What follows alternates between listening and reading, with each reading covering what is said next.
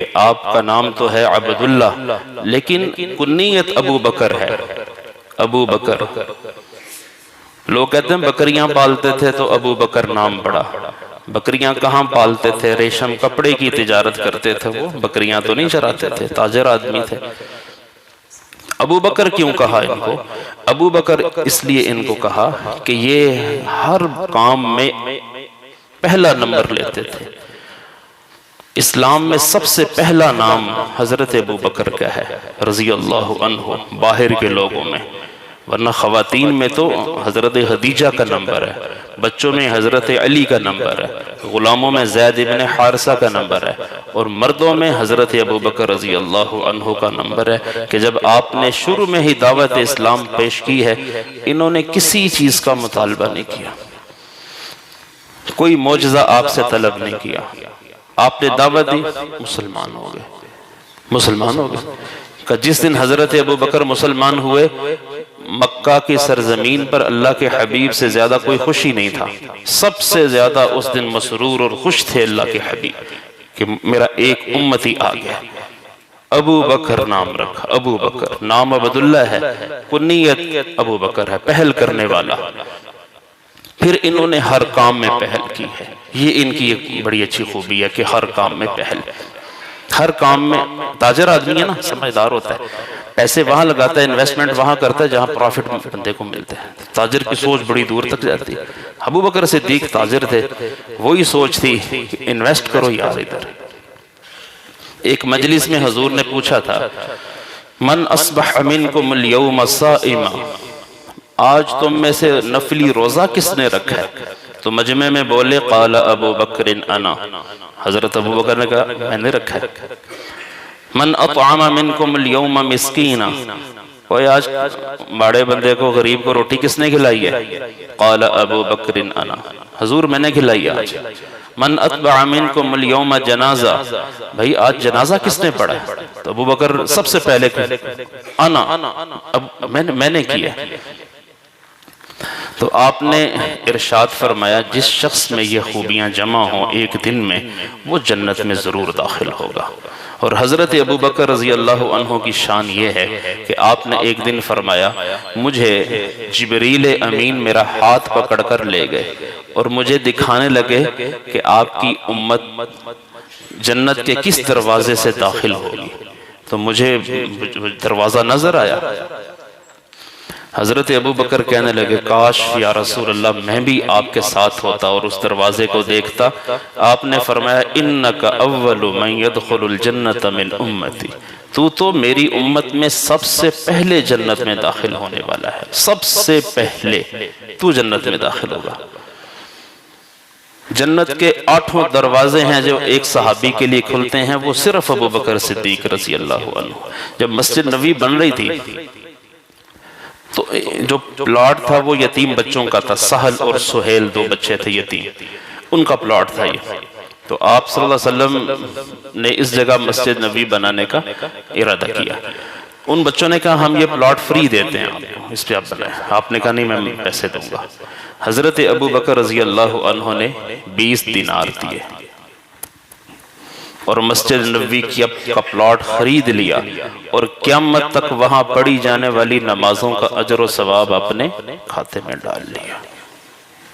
یار 20 دینار سے نمازیں خرید لی۔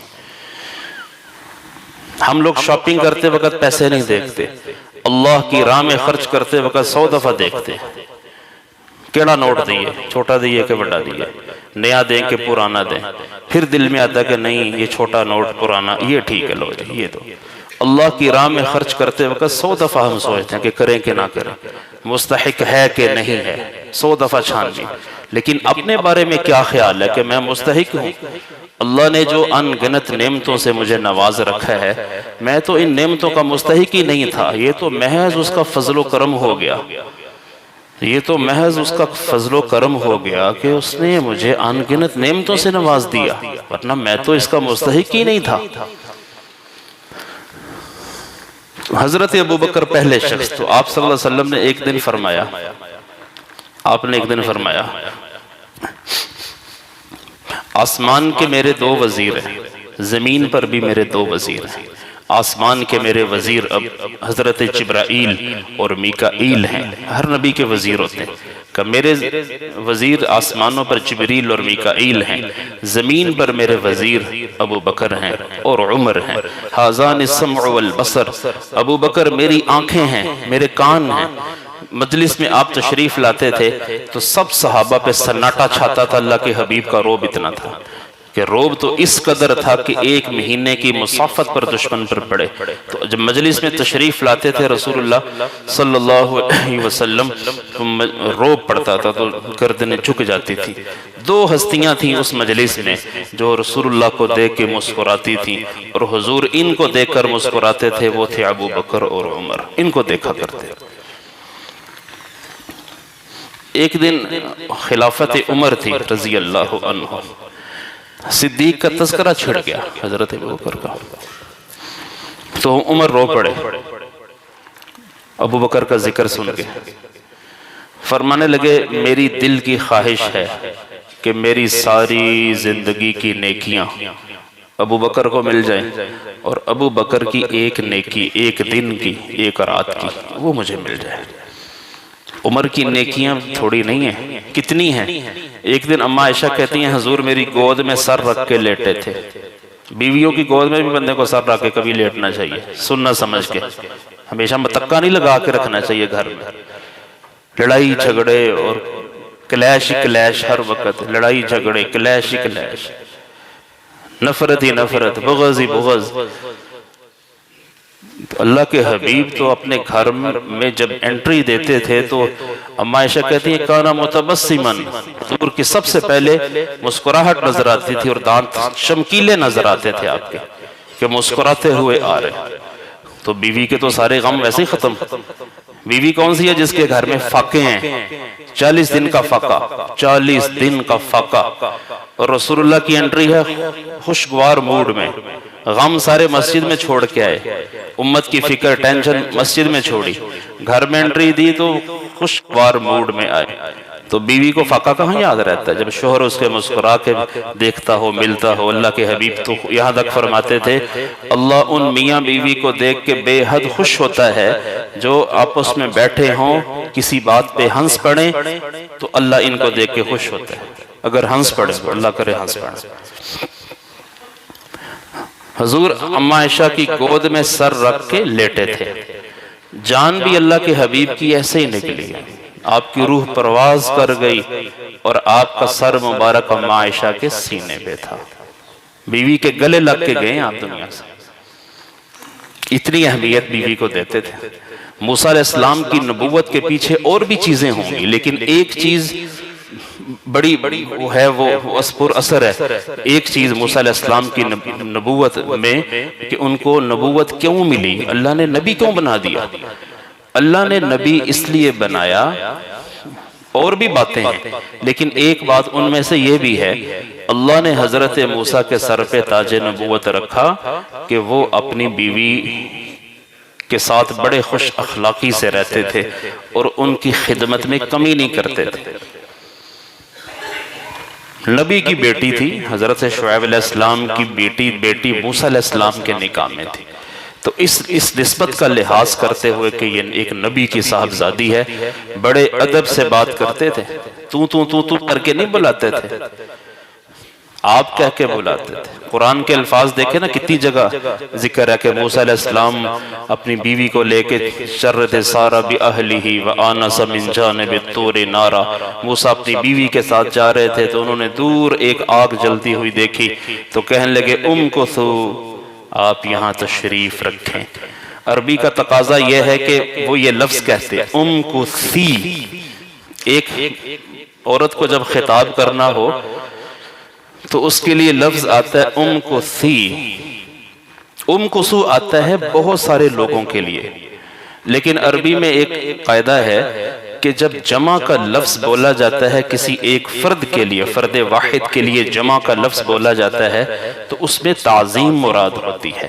تو امکثو بولا جاتا ہے سب مردوں کے لیے، لیکن وہ جمع کا صیغہ، جمع کا لفظ بول رہے ہیں فرد واحد کے لیے، امکثو، امکثی کی جگہ آپ یہاں تشریف رکھیں، اس میں تعظیم حد درجے کی ہے۔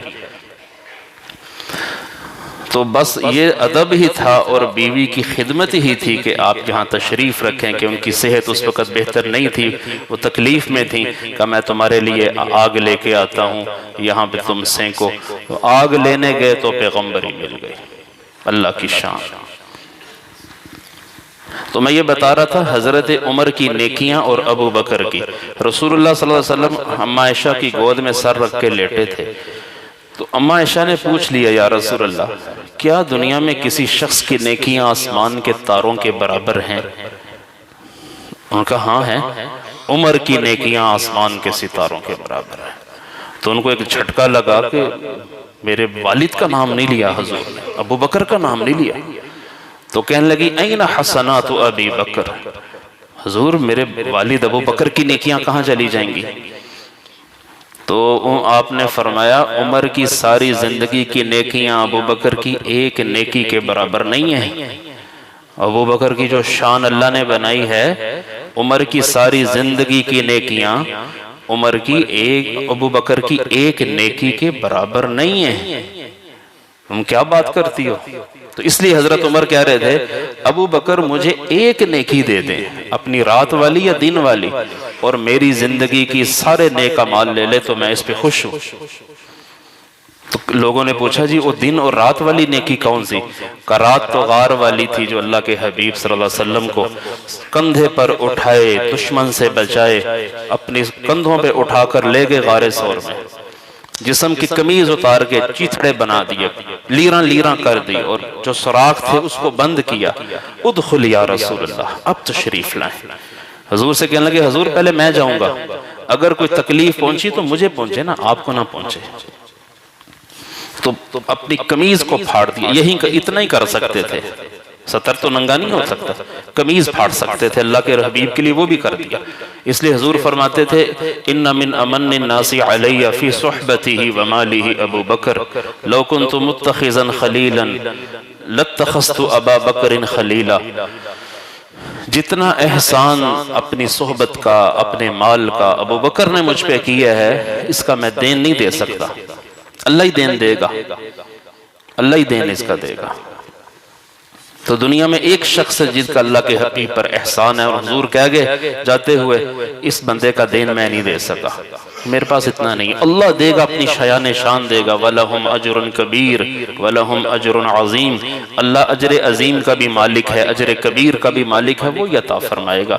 تو رات کی نیکیاں غار والی تھیں کہ ابو بکر نے ایڑی رکھی، اس پہ کسی نے ڈس لیا تو آنسو چھلکے اللہ کے حبیب کے چہرے پہ، تو آپ کی آنکھ کھلی تو پوچھا کیا ہوا؟ کہ مجھے کسی نے ڈس لیا ہے۔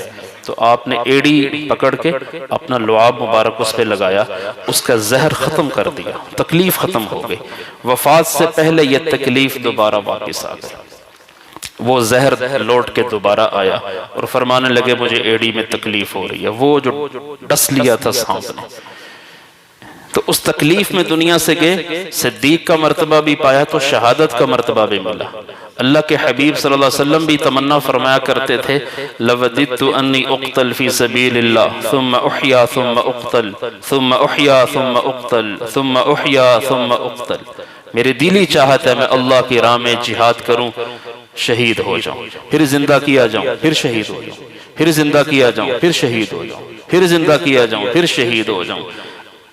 دلی تمنا تھی حضور کی، اللہ نے آپ کی تمنا پوری فرمائی، اور آپ کو اللہ نے شہادت کی موت بھی عطا فرمائی ہے۔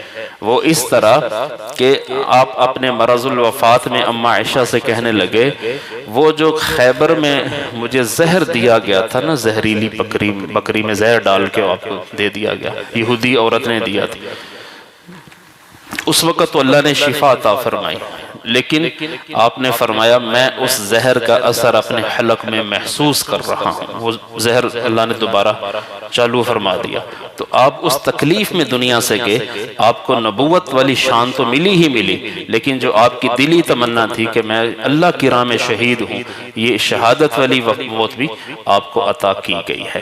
تو حضرت ابو بکر رضی اللہ عنہ ہر میدان کے ہیرو ہیں، صف اول کے، کہ ہر جگہ انہوں نے انویسٹ کیے نہیں۔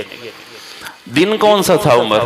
تو کہنے لگے رسول اللہ صلی اللہ علیہ وسلم کی وفات کے بعد جب خبریں آنا شروع ہو گئی عرب قبائل سے کہ وہ فلاں مرتد ہو گیا، فلاں مرتد ہو گیا، کسی نے کہا نماز نہیں پڑھنی، کسی نے کہا نماز تو پڑھیں گے، زکوٰۃ کوئی نہیں دینی، اس وقت آپ نے فرمایا تھا صحابہ کرام کو اکٹھا کر کے، تو حضرت عمر تشریف لائے، علی تشریف لائے، تو حضرت ابو بکر نے کہا مدینہ خالی کرو، سب مرد اللہ کی راہ میں نکلے کہ رسول اللہ کا دین خطرے میں ہے۔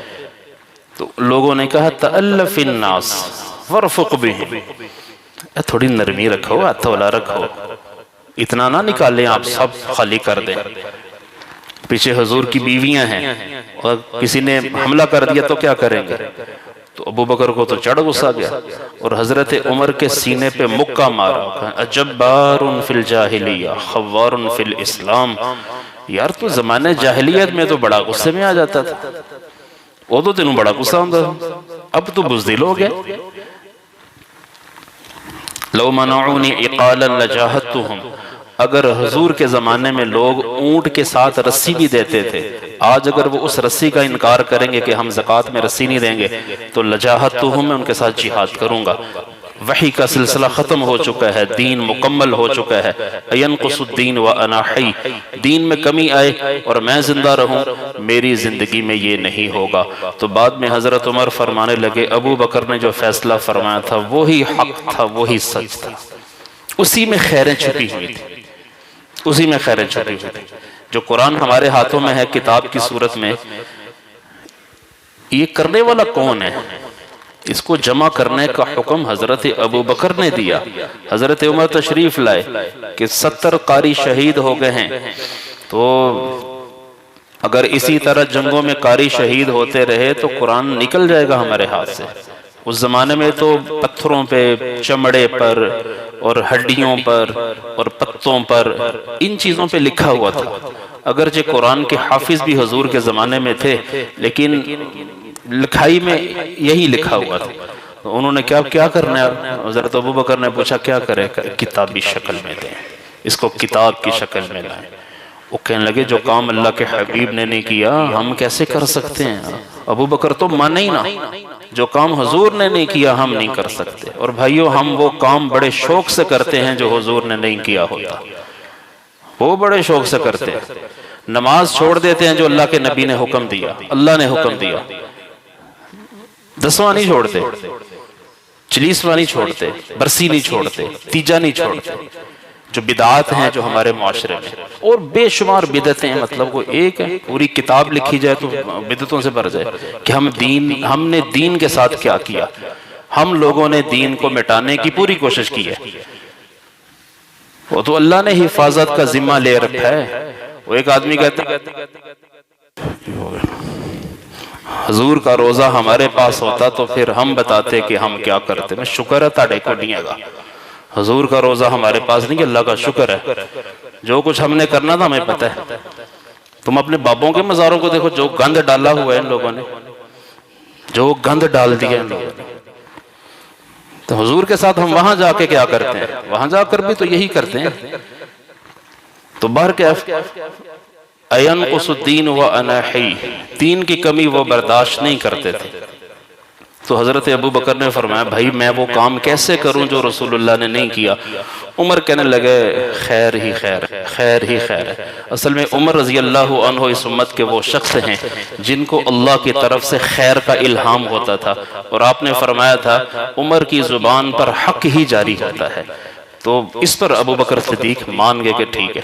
پھر زید بن ثابت کو بلایا اور پھر پورے مدینہ میں اعلان، جس کے پاس قرآن پاک لکھائی میں جس طرح بھی ہے وہ حاضر کرے۔ قرآن پاک لکھتے لکھتے ایک کتابی شکل تیار ہو گئی، قیامت تک پڑھا جائے اس کا اجر و ثواب حضرت ابو بکر کو بھی ملے گا، حضرت عمر کو بھی ملے گا رضوان اللہ علیہ۔ تو خیر کے کاموں میں وقت بھی تھوڑا لگتا ہے، مال بھی تھوڑا لگتا ہے، لیکن بھائیو اس کا اجر ہمیشہ جاری رہتا ہے۔ سمجھداری کی بات یہی ہے، یہ سمجھداری نہیں کہ تسی اتھی پلاٹ بنا لو، ادھر ہی جائیدادیں خرید کے ادھر ہی چھوڑ چھاڑ کے مر جاؤ۔ سمجھداری یہ ہے کہ آپ جب دنیا سے جائیں آپ کے پیچھے ایک مسجد آپ بنا کے گئے ہوں، ایک مدرسہ بنا کے گئے ہوں، نیک اولاد چھوڑ کے گئے ہوں جو آپ کی قبروں پہ حاضری دیتی ہو اور آپ کے لیے دعائے مغفرت کرتی ہو. یہ سمجھداری کے کام ہیں. ہم لوگوں نے یہ کام کر کے جانے. دنیا سے جائیں، نیکیوں کا جو ایک سلسلہ ہے وہ ہمیں ہماری قبر میں پوچھ کرے.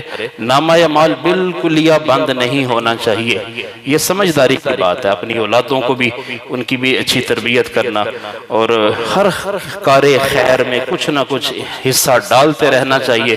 کچھ پتہ نہیں ہے کہ کس پیسے پہ اللہ ہماری بخشش کرے، کس بول پہ ہماری بخشش ہو جائے. ہمیں تو بخشش ہی چاہیے. اللہ ہم سب کو توفیق